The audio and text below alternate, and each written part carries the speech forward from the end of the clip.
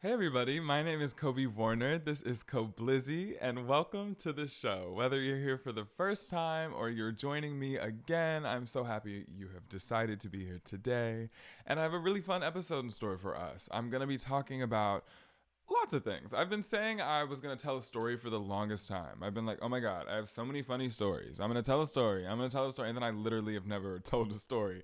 And so I'm going to do that today. But it's not the only thing I'm going to do. I'm also going to talk about the new Instagram made meta dupe for Twitter called Threads and how it's kind of popping off. It's been like, pretty lit in its like first week or so of like launching. So I'm going to talk about that.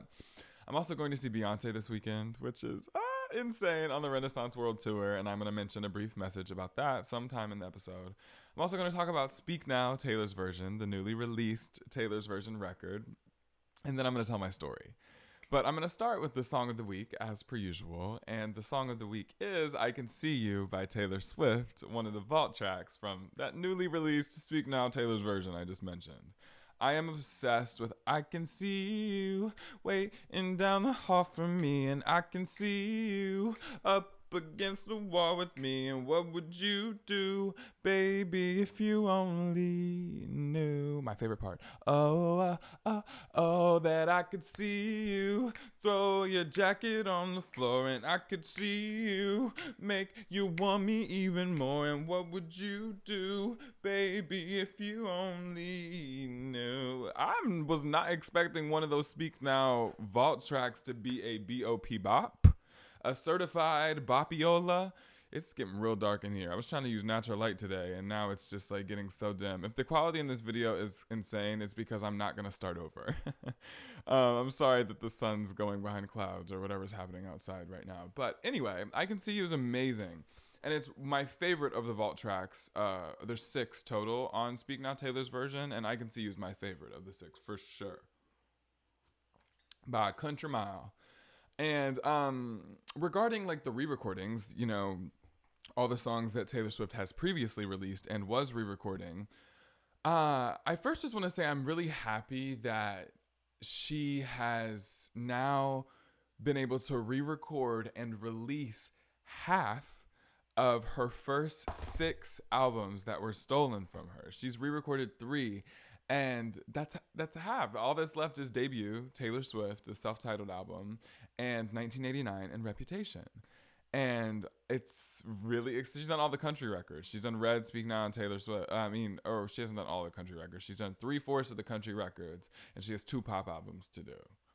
So I don't know what order. I mean, 1989 is next. She's been dropping hints literally since the day of Speak Now Taylor's version release. She posted like these 4th of July pictures that are 1989 vibes. I just don't know how to tell you. If you're not a fan, you won't know. But it was just like, bitch, am I looking at the 1989 era on Instagram right now? It's crazy. But anyway, I wanted to mention something that I think is so fun. Another amazing artist, Kelly Clarkson, who I love, tweeted at Taylor Swift back in 2019, at Taylor Swift 13. Just a thought, you should go in and re-record all the songs that you don't own the masters on exactly how you did them, but put brand new art and some kind of incentive so fans will no longer buy the old versions. I'd buy all the new versions just to prove a point. With that emoji, if you're watching the video.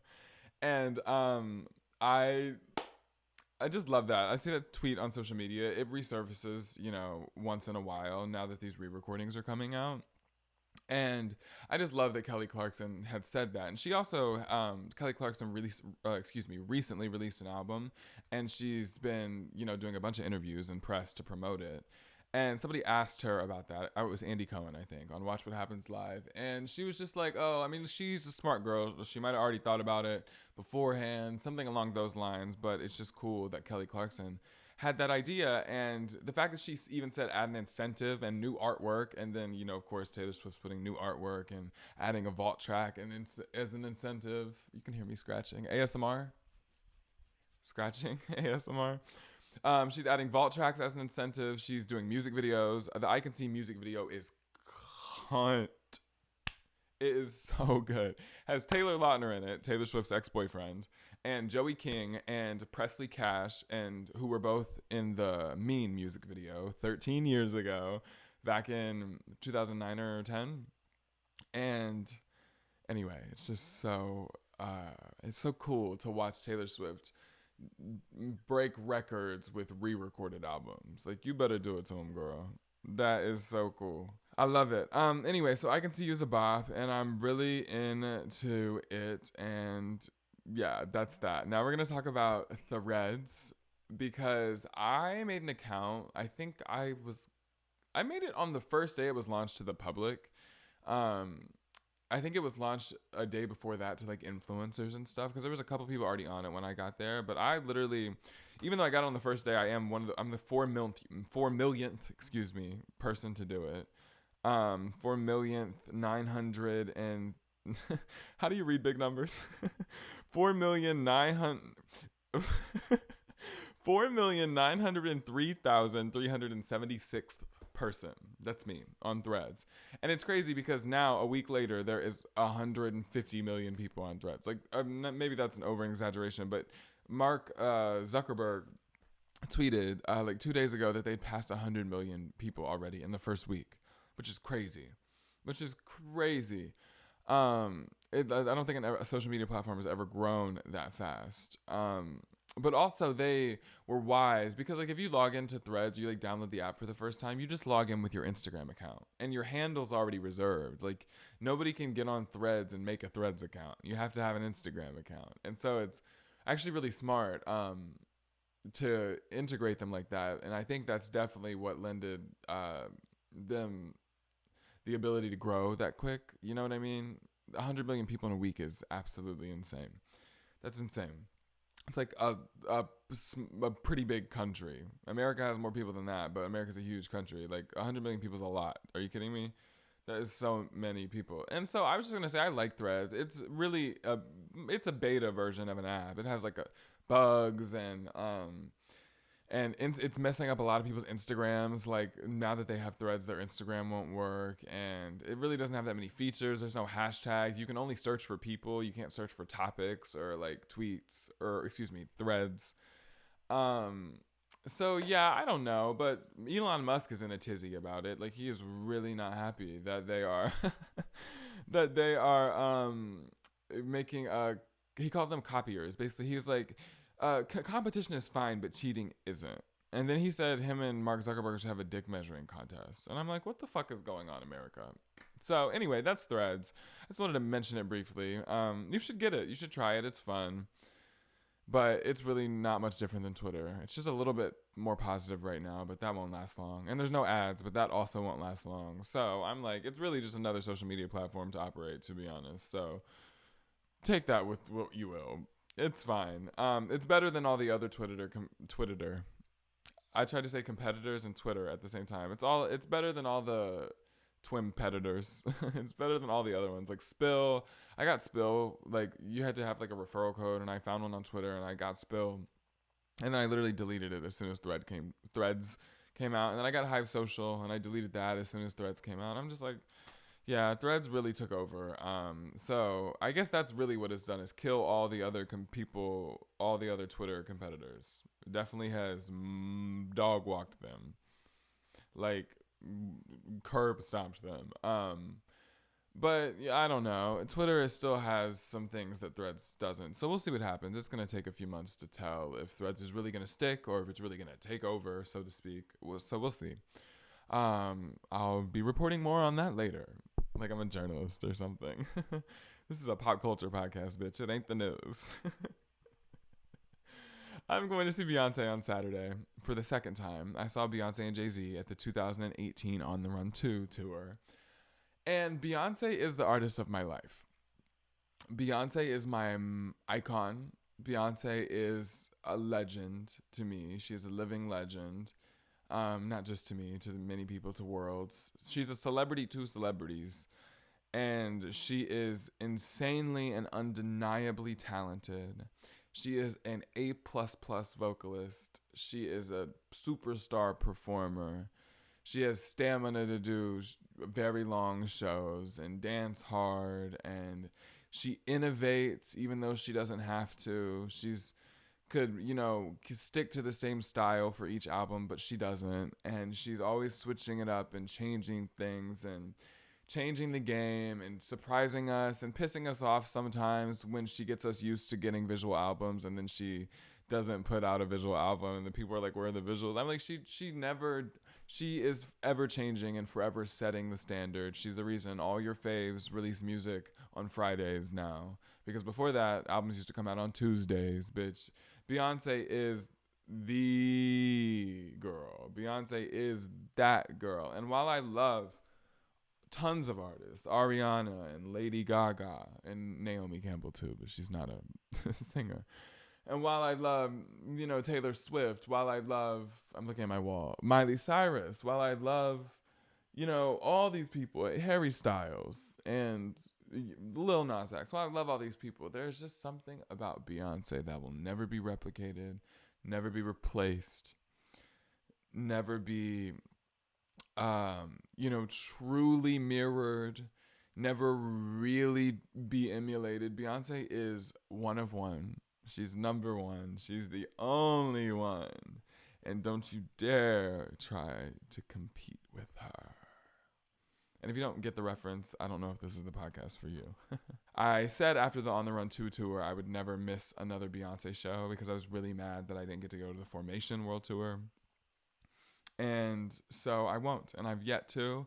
I'm seated for the Renaissance World Tour, and I'll be anywhere Beyonce ever goes again. Well, not literally anywhere, unless I get rich really fast. But I will go within my means to see Beyonce on any world tour she ever does ever. That's anywhere near Atlanta or in the southeastern region of the United States. As long as I live here, I will be singing you, Beyonce.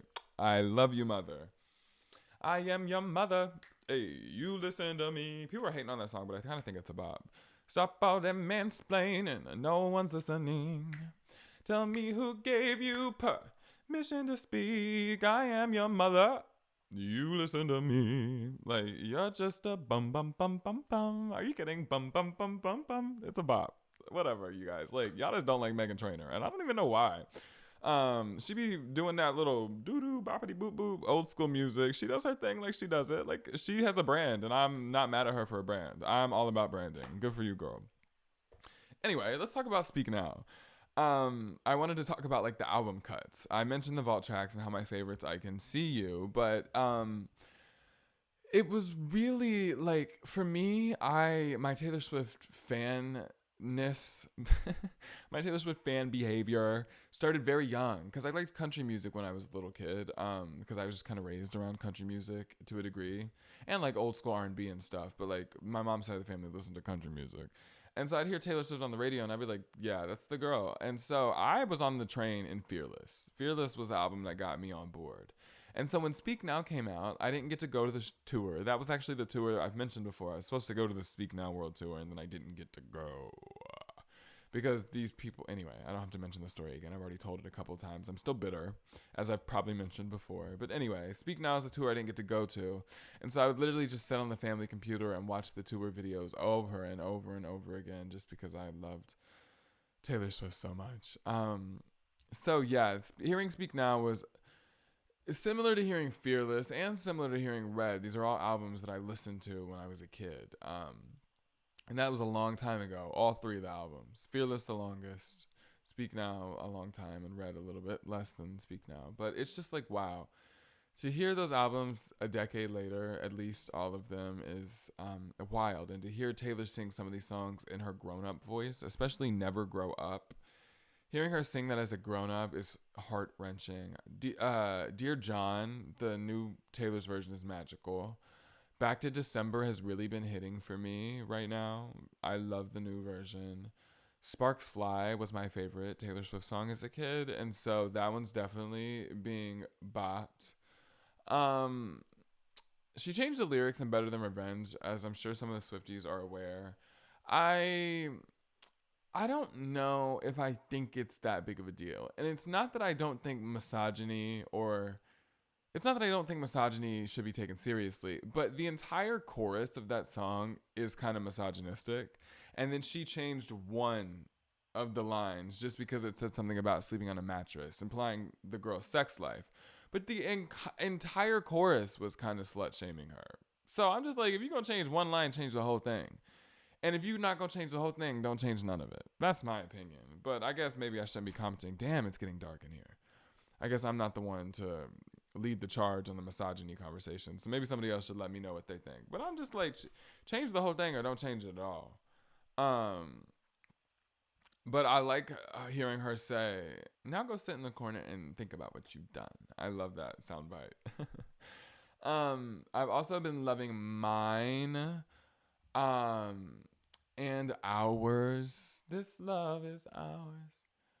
I'm just doing this off the top of my head. Yeah, I just love Speak Now. So it's nice to hear the Taylor's version. I like it. Apparently people on the internet don't love it or something. I'm not paying attention to them. I can't listen to locals. And I've kind of been off Twitter and been on Threads, and people are a lot nicer on Threads. So I don't see as much hate as I do when I'm on Twitter. So yeah, that's Speak Now. Now I'm going to tell my story. It's the time it's a throwback to the Disney Channel for those who are Disney kids, TTI broke my knee and blew out my voice while I was performing in a musical and doing a church performance. And I know this sounds like a lot, and it kind of is, and so let me set the scene. It is December. It is my freshman year of high school. I am obviously still living in my hometown. I am doing my second musical in the drama program at my new high school, and it's the first one that I have a lead role in. And it was my first semester of high school. Did I say that? Okay, so I set the scene. There it is, right? That's the circumstances. And so we were doing Shrek the Musical, and the people who went to high school with me are like, oh my God, are you really talking about this right now? And yes, the fuck I am, bitch. We were doing Shrek the Musical, and I was playing Lord Farquaad, and people who are familiar with Shrek the Musical, like the musical theater version, are like, bitch, you're tall. And yes, I am. And so in Shrek the Musical, Farquaad usually walks on his knees, and I did too. And so me walking on my knees made me short enough to be believably Lord Farquaad. So there you go. That's what I did. But you heard what I said. You heard me what I said is what I was about to say. But what I meant to say is you heard what I said. I was walking on my knees. And I had knee pads, but to be honest, they didn't do much. And the stage was hardwood, wooden, like any other stage.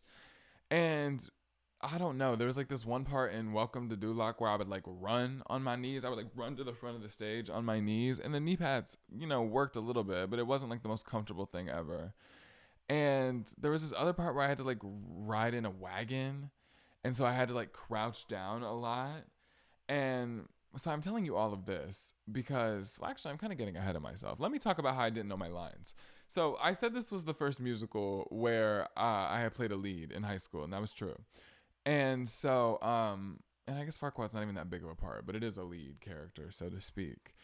And I emphasize it's not that big of a part because there wasn't like that many lines to learn. There was a couple of scenes, but like back then, for some reason, memorization was a lot hard for me. I guess I just really didn't want to do it. And so we were in Tech Week. And if you don't know what that means, it's like the week before you're about to open ordinarily. And you are like running all the technical transitions and like making sure like the show is like really going on with all the lights and the band and all this shit. And I didn't know my lines in Tech Week. And I just remember one time it was Tech Week. The lights come up on me. The scene starts. And I went, line. And my parents were in the audience. And our director just started yelling at me. He was so mad. And to be honest, I don't know if I ever learned the lines to that show. I think I definitely got something around what they were supposed to be eventually. But it took literally probably up until opening night. And so we open, and we did like probably like 4 shows in high school, maybe 5. And so we get to the last performance. And the last performance is where the Georgia High School Musical Theater Awards adjudicators, which are like these people that come to judge you. There's like 2 or 3 of them. And they'll come and they watch your show, and they like score you and judge you, and then the whole group of adjudicators, there's a big group of them, they compare all the scores, and then they award like the best scored shows at an award ceremony, and the first couple of best scored shows get nominated, like 5 people or whatever. And so we were coming to get judged, and they would literally come all the way down to your school to judge you. And so we had people coming down there to judge us. And it's the last night. It was on closing night when they were coming, because we would have done all the performances and we would have had time to like really build up our character and our system, right? Like this closing night's gonna be the strongest performance, right? And so we weren't allowed to eat backstage. And I don't remember, I guess there was like rats or something. I don't remember why we weren't allowed to eat backstage, but our director didn't want us to eat backstage. And so one time I was sitting on the stairs and I was eating. Somebody had brought me food, like my mom or my friend or something had brought me, I don't even remember what I was eating, but I was eating something on the stairs and I was not supposed to be eating. And the stairs were like made out of concrete. Falling on any stairs would have hurt, but these stairs were concrete. And so I hear the director coming because he like said something, and I hear him coming and I'm like, oh shit, I'm not supposed to be eating. And so it's before the performance where the judges are coming. And I'm like scrambling. I'm just trying to grab all my shit that I'm like eating and my drink and whatever. And I try to grab it and take off running. And instead of successfully evading that situation and not getting caught for eating, I fell down the stairs onto my kneecap. And I like fractured it or bruised it. I didn't actually break it when I said that I was just being dramatic. But I had like really, really severely injured my knee. And then an hour later, I had to go on stage and run around on my knees because the judges were there. So I'm like, this is ridiculous. This is terrible. This is horrible. And this is despicable. This is diabolical. And this is nasty. I'm like, this is not good. And I literally didn't even get away from him with my food. So it didn't even fucking matter. Bitch, you should have just sat there and got in trouble for eating instead of going and breaking your knee. And I think it was this one, because this is the one that still hurts sometimes. I don't know why injuries do that. Like, why do you have to hurt after you heal? Like, just stop.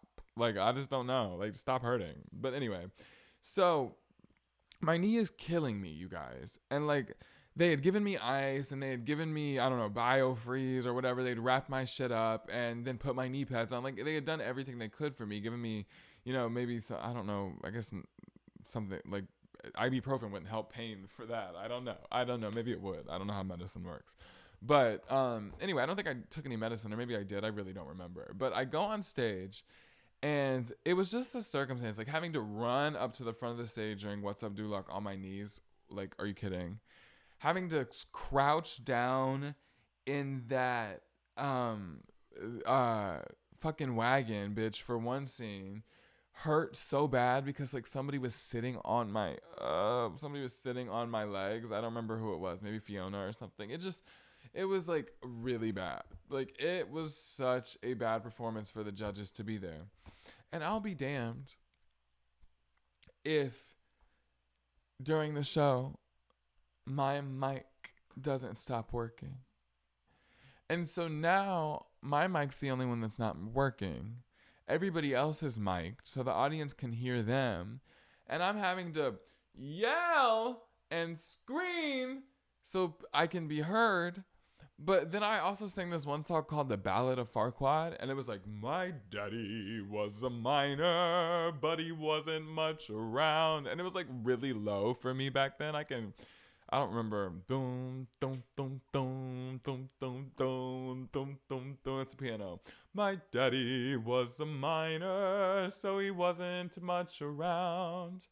Da, da, da, da, da, da, life spent underground. Daddy didn't talk much, he barely said hello. He simply muttered, hi-ho, and off to work he'd go. It's funny, I really could not hit them notes back then. I was 14. Like, I could not hit them notes. I'm 21 now. I could not hit those notes 7 years ago. Jesus Christ. Can't believe I was a freshman in high school 7 years ago. That hurts my head. Jeez. Anyway, so I those notes were really low is my point, and because I couldn't hit them, I couldn't project them, and so the audience literally probably could not hear me at all for that song. It was just an all around terrible performance. I hurt my knee, it was killing me. My mic stopped working. I couldn't be heard by the audience. It was just like a mess and a half. And because my mic went out and I was trying so hard to be heard, I blew my voice out. I blew my voice out. And you're like, okay, Kobe, well, you hurt your knee and you blew your voice out. You have to rest now, right? This is the last night. At least it's the last show, Kobe. It's like, yeah, you didn't do good in front of the judges, but at least it's the last show. Yeah. Except the last show was on a Saturday night. Back then, I sang in I almost said I sang in Chun-Li. So I'm not talking about Nicki Minaj right now. I sang in churches on Sundays. And this specific Sunday, I mentioned it was December. It was a Christmas service at a church that I used to sing at with my middle school chorus teacher. So I was in high school at this point, but my chorus teacher from middle school also directed chorus at a church, and she had invited me and my friend, me and Alicia, over to sing at this church. And so we used to go sing at this church with my middle school chorus teacher and a bunch of old people, to be honest. There was a couple like younger adults, I suppose, but it was mostly older people. And so it wasn't just any Christmas service that I had the Sunday after Shrek. Oh no, it was the Christmas cantata. Cantata, I don't know how to say that word. If you don't go to church and you don't know what a cantata means, that means it's a really long medley of songs, but it's a choral medley. So it's a bunch of songs chorally arranged together. And so it was just a bunch of Christmas songs. And we were singing some really big songs, and I just had no voice. And so there was hardly any tenor section. I was a tenor at the time. There was hardly any tenor section at all. And so I was certainly no help with my no voice having ass. And then to be the cherry on top is that I had a solo. And this was so traumatic for me. I actually don't even remember what the solo was. Like, I actually don't even remember what song I had a solo in. But I had blown my voice out the night before. I had no voice. I was on crutches. I forgot to mention this. I couldn't walk because my knee was hurt so bad. I was on crutches. And I hobble up to the... we were in like these pews, but they were like raised or like leveled, so they were like stacked. I don't know if you guys know what risers are, but if you know what risers are, if you did band or chorus, it just means there's like chairs, and the chairs behind them are a little bit higher, and the chairs behind them are a little bit higher, and the chairs behind them are a little bit higher, and they're like rised so you can see everybody. Except these risers had pews on them, and so I had to they were really tight. It was a tight squeeze. I had to hobble through the pews past all the people on my crutches, try not to bust my ass, and then walk down the stairs, get up to the podium, and then Jesus, whatever song I was singing, Jesus. I was like, it was the most humiliating experience of my performance life, I think, honestly. Because I was just in such bad shape, and nobody would listen to me. They were like, oh, you can do it, you'll be fine, And I'm like, you guys, I can't do it. I can't do it. And then I just embarrassed myself. And, oh my God, my pictures are falling off the wall. I wonder where they went. I just realized some of my pictures are missing. Anyway, it was just a mess. And after I left, I was like, you know what? Well, at least, it was nobody I knew was there. At least I don't really know these people. But I'm never coming back. I had decided, as soon as that happened, I'm never coming back. And so I leave, and I never went back. That's true. That was my last service singing. And I had been singing at that church for probably a year and a half, 2 years maybe. I never went back. I was so embarrassed. I never went back. And at least remember when I was like, oh, nobody I knew was in the audience. And so then I get a message on Snapchat from this kid that I knew from my high school. One of the only other kids that I knew that was gay. And he was like, oh my God, you guys did so good. You sounded great at church today. And I was like, oh my God, you were there? Like it was just trauma. But he also said I did good, which is crazy because I definitely did not do good. And so that was just a whole and total mess. And I truly and totally never went back to that church. I know that was a short story, but I just kind of wanted to ease you in. That one is just like trauma, performance trauma. It's not really that funny, but there is some crazy shit that happened in that high school drama club, and that was like kind of my first not great experience. And there's some other storytelling worth moments that happened. And so this is so funny. All my friends from drama are going to be like, Kobe, are you really cracking open this can of worms? And I think I might. It's been a couple years. It's been 3 years. It's been a minute. Anyway, so that's my little short story. And along with, Beyonce and Speak Now and Threads, and I can see you up, or I could see you up against the wall with me. That's my favorite lyric. And make me want you even more. Yeah, that's just a bop. Oh, there was some stuff about Colleen Ballinger I wanted to mention, actually. I was about to end the episode, but there's some... I made that episode about Colleen Ballinger last week. Let me cover my face up, because if I can see the viewfinder, I'm looking at it. I don't know what it is about me and myself, but I like to look at me. Whenever there's a reflection, I catch it. I must be honest. There's actually a couple of things that I screenshotted that I wanted to share with you guys. I Want to Dance with Somebody by Whitney Houston has reached 1 billion streams on Spotify. 1 billion streams on Spotify. And I think that's so cool. It's the second song from the 1980s to do that by a woman. The second female song from the 1980s to reach 1 billion streams on Spotify. And the first one was literally like last month, because Kate Bush's Running Up That Hill hit 1 billion streams. And that was the first female song from the 80s. This is the second. So that's awesome. Great for Whitney Houston. Oh, wait. Great for Whitney Houston. I'm talking like she is here, but great for her estate, I guess. Whitney Houston really is a legendary voice. She has so many bops. And now here's the stuff about Colleen.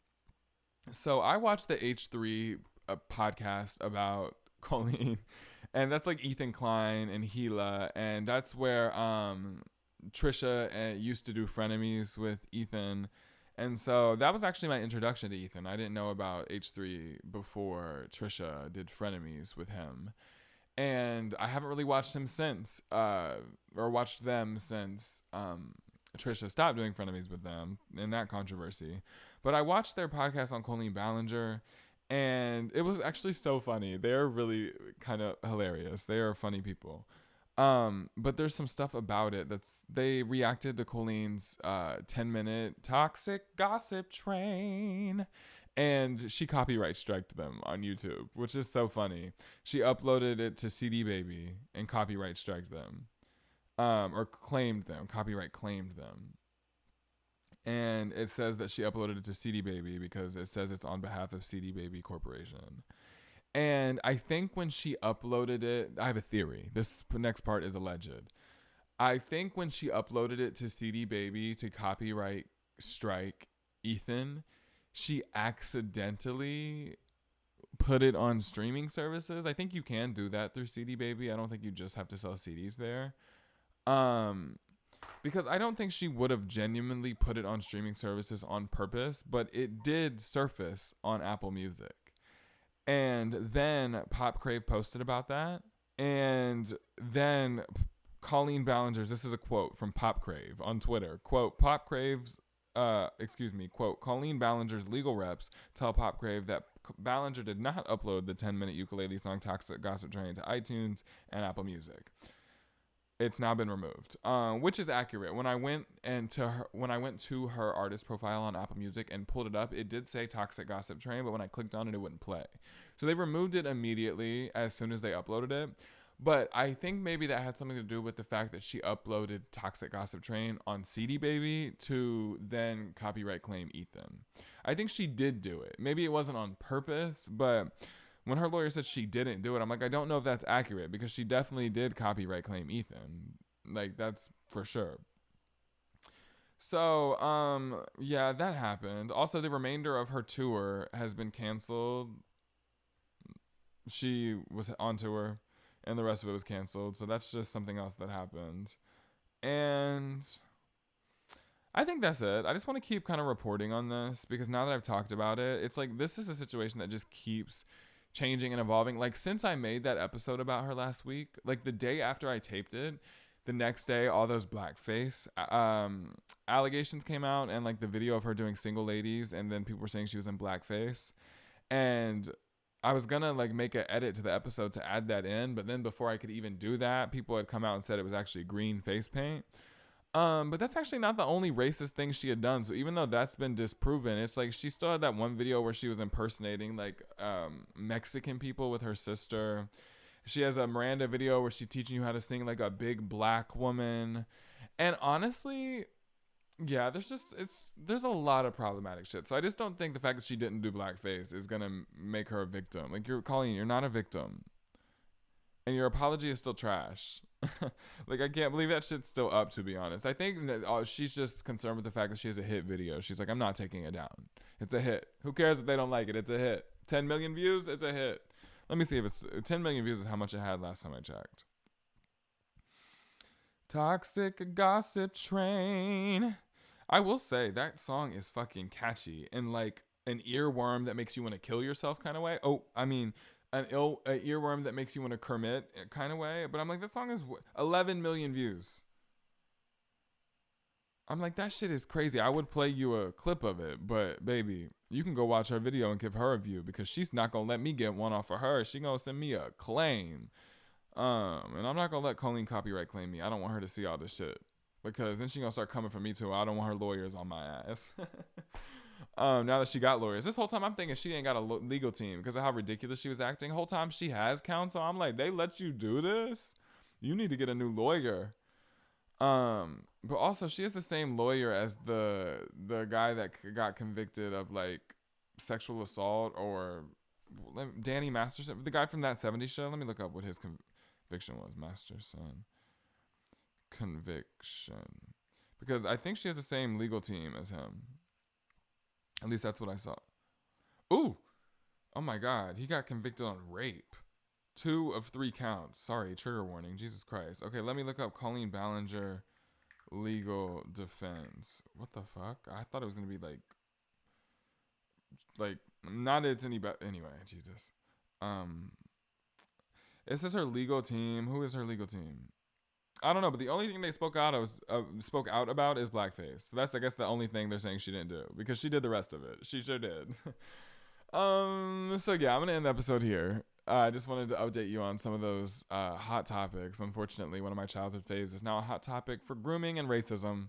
And so I guess I have to talk about it because I'm doing a pop culture podcast. It's kind of surreal and disorienting, but I am definitely not the one most affected by this situation. It would definitely be the victims of her grooming and the people she's claiming she did nothing to. And it's weird to me that she's just like, well, because I didn't intend to make them feel weird, it's not valid. It's fake. It's them trying to get clout. It's like, well, just because you didn't intend to do something doesn't mean you didn't do it. I mean, even Ethan in H3 said last night that hell was the road to hell is paved with good intentions, and bloop, because Colleen is certainly toxic, taking that toxic gossip train down to hell. That's crazy, allegedly, so she don't sue me. Bye, y'all. Go to KOBLIZZY.com if you want more of me.